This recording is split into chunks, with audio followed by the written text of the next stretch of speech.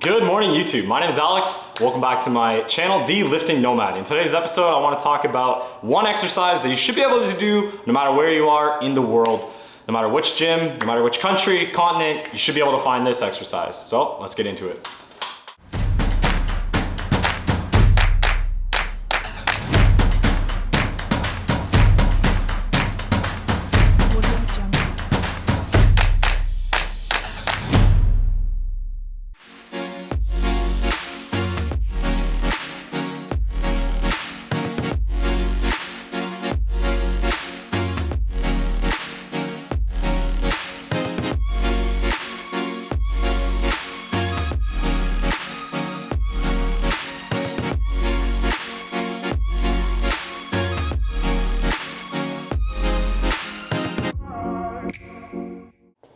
All right, so again, this year I've worked out in Colombia, Miami, Toronto, Porto, Portugal, Lisbon, Portugal, my own home gym here in rural ass Ontario. And there's been one exercise that I was able to do no matter where I was.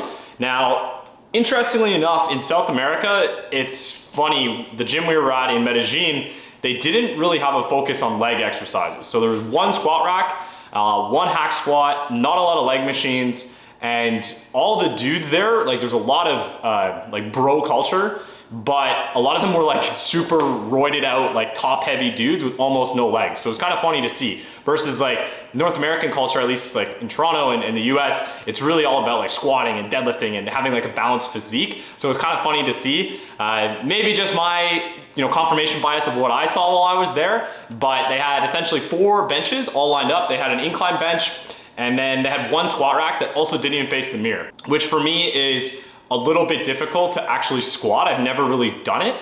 Not saying I couldn't get used to it and it was like a deal breaker, but I had never really squatted without a mirror and looking at myself doing the exercise. So I know a lot of powerlifters, obviously if you're doing meets, you have to practice for that because you're gonna be looking out at the judges and you won't have that mirror. But for me, a lot of the cues of actually like breaking the plane and hitting 90, I get through looking at the mirror. So it was a bit of an exercise in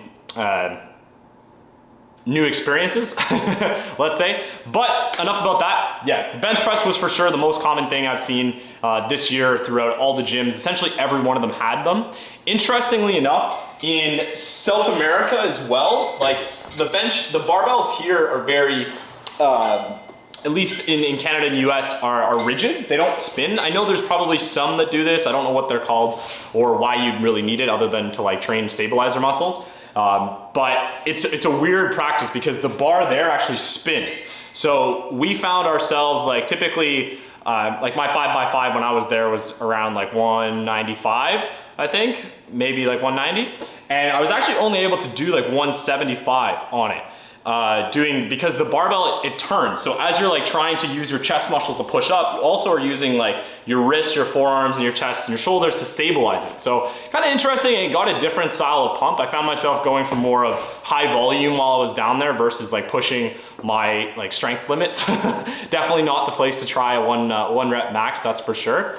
But with that all being said, it was for sure the most common in Portugal as well. They had a few different benches, had some interesting experiences of the fitness culture is just so different in other places. Like I remember I was doing a set on bench and a guy came up behind the bench I was on and put his arm on the back of the bench and started doing calf races, like where the weights, where the weights sit on the back of the machine. He grabbed that and started doing calf races while I was mid-set. And like, in North America, that would be like, hands on sight kind of thing. Like you don't touch someone's machine while they're using it. You don't touch someone's bench or squat rack because there's a lot of risk involved innately, right? There was no pins or anything like that. So if this guy had to bump the machine and I lost control, like I could have hurt myself pretty bad. So it was funny to see, and then like didn't even think anything of it. So, when you're worried about little things happening in gyms here, realize that it's usually not as bad as you think compared to what else you could see in the world.